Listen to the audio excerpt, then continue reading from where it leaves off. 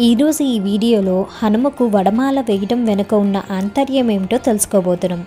అందరికీ నమస్కారం. బుజ్జమ్మ తెలుగు ఛానల్కి స్వాగతం.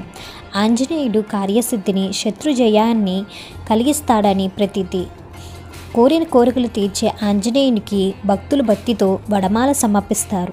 దక్షిణ భారతదేశంలో హనుమంతుడి ఆలయాలలో వడమాల నైవేద్యం ప్రసిద్ధి చెందింది. అయితే ఇలా వడమాలను స్వామికి నైవేద్యంగా సమర్పించడం వెనుక పురాణ గాథ ఉంది. హనుమంతుడు చిన్నతనంలో ఎర్రని పండులా కనిపించే బాలబాణుని చూసి అది తినే వస్తువుగా భావించి ఇష్టపడి సూర్యుడిని పట్టుకోవటానికి ఆకాశంలో ఎగురుతూ వెళ్తున్నాడు. అది సూర్యగ్రహణం సమయం.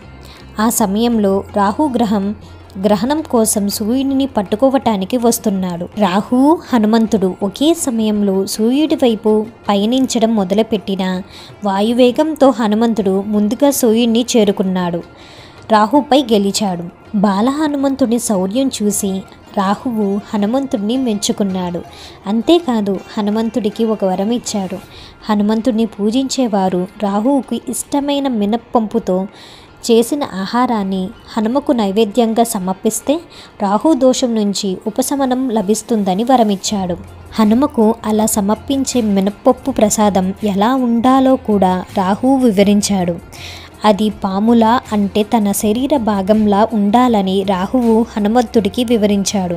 అందుచేతనే హనుమకు సమర్పించే గారెలు మాలగా చేసి సమర్పించే ఆనవాయితీ వచ్చింది. అందుకనే హనుమాన్ ఆలయంలో భక్తులు వడమాలలను సమర్పిస్తారు. అయితే ఈ వడమాలలోని ఎన్ని వడలు ఉండాలనే సంఖ్యకు ఎలాంటి నియమము లేవు.